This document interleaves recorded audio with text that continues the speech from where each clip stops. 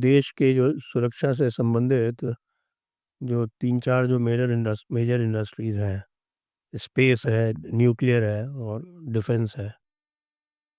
तो इनमें तीनों में आपने काम किया और बल्कि आप तो ये स्पेस एसोसिएशन के अध्यक्ष भी हैं।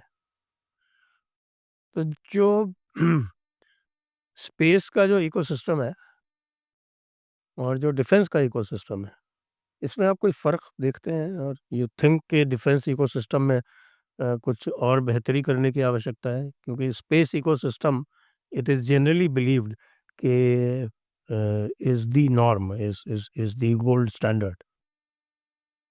स्पेस में सबसे बड़ा फ़र्क ये है कि स्पेस में basic research, design development, creating physical hardware, launching, operating हर चीज़ एक डिपार्टमेंट में है। नाउ इससे क्या होता है, ये डिपार्टमेंट जो है ये डायरेक्टली रिपोर्ट करता है PMO, prime minister is the minister. इसकी वजह से जो कहते हैं कि जो ब्यूरोक्रेटिक लेयर्स जो है, डिसीजन मेकिंग लेयर जो है ये है नहीं। दूसरी चीज़ है कि स्पेस का हम लोग का जब डेवलपमेंट शुरू हुआ, अगर हिस्टोरिकली देखा जाए तो 68-69 में इसरो बना। और इसरो इसलिए बना कि उस वक्त तो यूएस ने कह दिया था हम तो चांद पे जाएंगे, तो चांद पे तो पहुंच चुके थे। 69 में तो मून लैंडिंग हो चुका था। तो ये पीरियड में इंडिया में जब इसरो बनाया गया, 74 के आगे तो अपार्थाइड आ गई। तो जो भी हमारी रिलेशनशिप्स थी दुनिया भर के साथ, ये कट गई। अगर हमें स्पेस प्रोग्राम आगे बढ़ाना था तो स्पेस और न्यूक्लियर ये दो सेक्टर्स डायरेक्टली रिपोर्ट करते थे टॉप लीडरशिप के साथ। ये बहुत फ़र्क पड़ता है डिसीजन मेकिंग में कि आप डायरेक्टली टॉप लीडरशिप के साथ आपकी रिपोर्टिंग स्ट्रक्चर अगर है, तो डिसीजन एक बार बॉस ने ले लिया तो फिर आप इम्प्लीमेंट कर रहे हो। तो पूरी ऑपरेशनल सिस्टम्स जो बनी थी इसरो की, ये ऑपरेशन सिस्टम ऐसी बनी थी कि इसमें कहते हैं unconventional way of doing things, कि एल वन टेंडर की बात नहीं होती थी। इसरो के majority of development of launch vehicles so continue right up to raw material production in India. All test facilities of ISRO, special test facility, जो दुनिया कोई किसी को बेचेगा नहीं, वो हमारे पास है। ये सब यहाँ क्रिएट की गई। और ये सारा क्रिएट करने के लिए फिर तो L1 की बात नहीं होती, क्योंकि कैपेबिलिटी किसी के पास नहीं, प्रूवन तो किसी के पास नहीं है। तो अगर आपके पास नहीं, मेरे पास भी नहीं, मुझे चाहिए, आप मालूम है आप you are among the best, तो आपके साथ नेगोशिएटेड डील्स होते थे।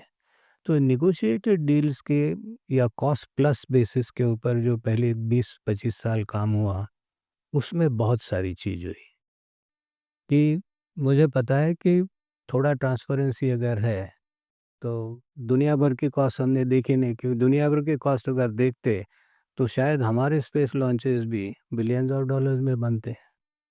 आज जो जैसे पीएसएलवी अगर लॉन्च करो तो 250 करोड़ में लॉन्च हो जाता है, जेएसएलवी लॉन्च करो तो 550 करोड़ में लॉन्च हो जाता है। ये दूसरी जगह नहीं होता इतनी कॉस्ट में।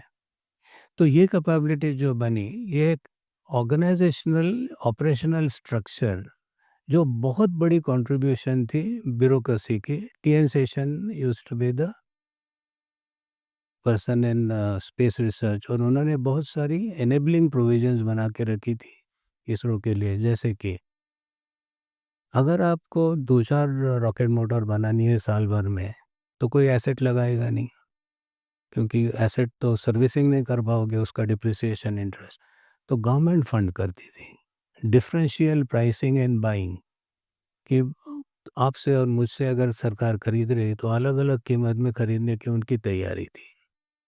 तो ये सारी जो बहुत आगे वाली सोच वाली जो बात थी कि कॉम्पिटिटिव टेंडरिंग की बात नहीं होती थी, कैपेबिलिटी नहीं थी देश में। तो ये बहुत सारी चीज़ें जो उस वक्त शुरू की गई थी, उसके वजह से इसरो की decision making has been extremely, I would say, logical, and technology बनती गई। एंड सबसे बड़ी दूसरी बात, इसरो का हर लॉन्च व्हीकल जो है वो प्रीवियस लॉन्च व्हीकल में जो कुछ डेवलप हुआ, उसका पोर्शन उन्होंने नेक्स्ट लॉन्च व्हीकल में यूज़ किया। एसएलवी से लेके ASLV, you see commonality. Same motor used to get as a strap-on on PSLV. And basic raw material अगर मोटर्स देखी जाए तो उतनी ज़्यादा नहीं है कि जितने लॉन्च व्हीकल की वैरायटी हमारी है। तो ये जो incremental but at the same time leaf frogging, ये उन्होंने बहुत बढ़िया तरीके से किया। मेजॉरिटी रीज़न एक स्पेस उनका जो काउंसिल है जो directly PM sits on it, तो उसके वजह से एक एनेबलिंग अथॉरिटी मिल जाती है। एक एनेबलिंग अथॉरिटी के साथ उनकी ऑपरेटिंग सिस्टम जो थी बड़ी सिंपल थी। डिफेंस के बारे में अगर बात करो तो डिफेंस में ये सब नहीं था।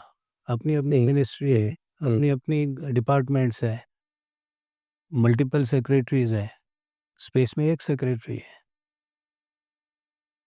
तो जितने सेक्रेटरीज होंगे इंटर डिपार्टमेंटल तो आप खुद सेक्रेटरी रह चुके हो। हाँ, फिर मीटिंग्स की संख्या बढ़ जाती है। डिस्कशन ज़्यादा होता है।